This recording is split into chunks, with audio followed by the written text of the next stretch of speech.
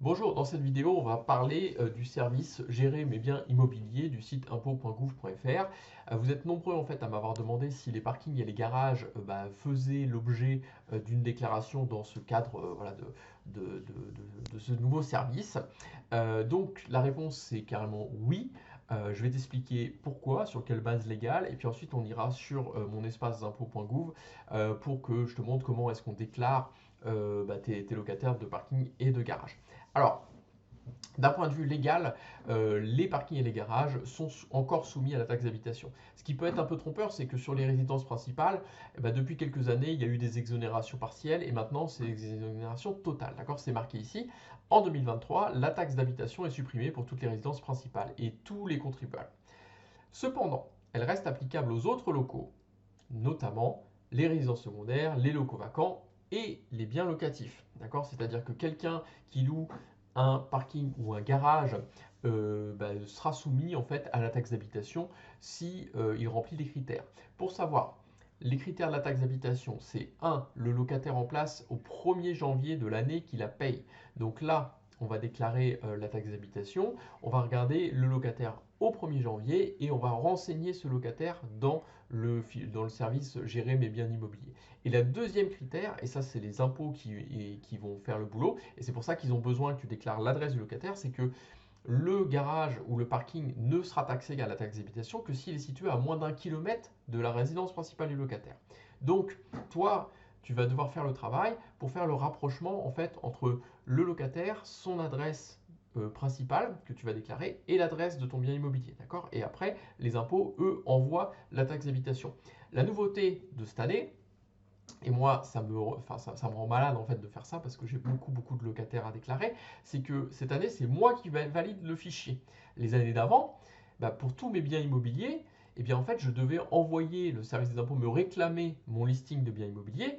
Et derrière, il s'amusait à reprendre les noms des locataires, les adresses, à faire le calcul, et c'est eux qui faisaient le boulot. Là, cette année, ils transfèrent la charge du travail sur les propriétaires de parking et de garage et de biens locatifs. D'accord? Donc il ne faudra pas hésiter à dire ce qu'on pense de ce service en ligne parce qu'il est franchement pas très ergonomique. Donc allons voir maintenant comment ça se passe. Donc sur le site impôts.gouv.fr, on a un espace professionnel, un espace particulier. D'accord? Donc là, on va se connecter sur mon espace personnel. Je vais masquer donc, me voilà arrivé sur mon espace d'impôt.gouv en tant que particulier. Là, on voit que j'ai 80 déclarations attendues, donc autant dire que ça ne va pas me faire rigoler longtemps et que je vais y passer beaucoup de temps. Là, on retrouve en fait le listing des garages. On voit que on n'a pas trop d'options d'affichage, c'est un peu compliqué. D'accord? Donc là, on va aller voir sur les garages qui se situent à Saint-Georges-sur-Loire. Donc, on va pouvoir faire la déclaration d'occupation ensemble. Donc là, on a la désignation du local, le nom du locataire. Donc là, c'est pré-rempli parce que comme tous les ans, soit dans ma déclaration d'impôt sur le revenu, je déclarais mes noms de locataires et quand c'était un petit lot, là à Saint-Jean-sur-Loire, il y a 4 garages, donc je déclarais les 4 locataires, le service des impôts pré-rempli et ça arrive tout de suite, enfin soit ils se débrouillaient, Saint-Jean-sur-Loire, j'ai jamais eu à envoyer le fichier de locataire parce que je pouvais tout déclarer directement dans ma déclaration d'impôt sur le revenu. Dans le cas là, où j'ai des lots qui sont plus importants, effectivement, j'ai envoyé carrément le fichier Excel avec la liste des locataires au 1er janvier. Donc là, j'ai quelque chose. Donc là, on me dit soit j'ai une nouvelle occupation et je fais une nouvelle situation, soit effectivement je corrige, j'ajuste ou pas. Ok. Là, en l'occurrence, écoutez, moi j'ai rien du tout, donc je vais revenir sur précédent. Voilà.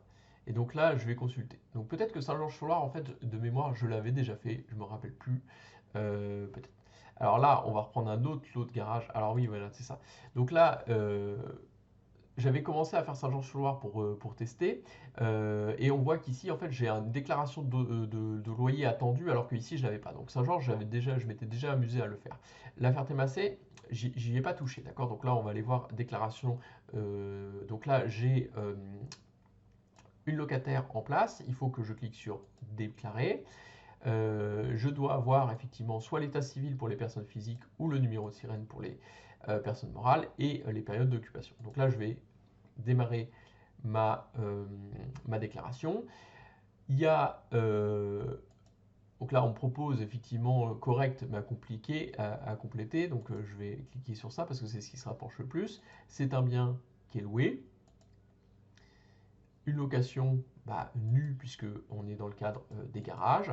Et ensuite, est-ce que cette personne-là, c'est la bonne personne? Oui. Est-ce qu'elle était là au 1er janvier 2022? Oui. Donc, je clique sur suivant.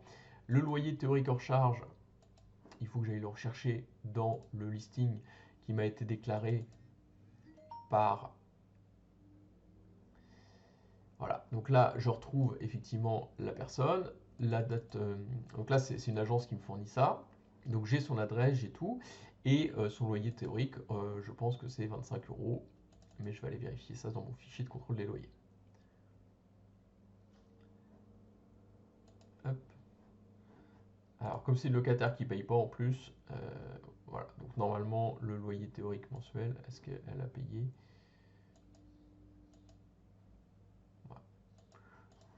On va mettre du 35 €. Est-ce que c'est un loyer plafonné? Non, pour les parkings et les garages, ça n'existe pas. Hop. Et voilà, on a fini. Donc je clique sur suivant, et là on a normalement une récapitulation avec un occupant, une date de début d'occupation, un montant du loyer, on valide et on transmet. Voilà. Donc là c'est fini. On va donner son avis, d'accord? On dit que ça s'est pas bien passé, d'accord? Et on va faire ça pareil, d'accord? Et on va expliquer pourquoi ça s'est pas bien passé, parce que c'est juste extrêmement laborieux, que quand les locataires de garage, ça change pas tous les ans, et qu'il faut revalider, et qu'on a 6 écrans, 6 clics à faire pour arriver à valider un seul parking et un seul garage, ne serait-ce que quand on a 10, 20 ou 30, ça devient très laborieux, d'accord? Donc quand on en a des dizaines, c'est compliqué, d'accord? Donc il faut faire en sorte que ce service évolue pour que ce soit beaucoup plus facile pour les propriétaires de parking et de garage de déclarer tout ça. Voilà, si tu as des questions par rapport au contenu de cette vidéo, eh bien, je t'invite à les poser dans les commentaires et je te dis à très bientôt.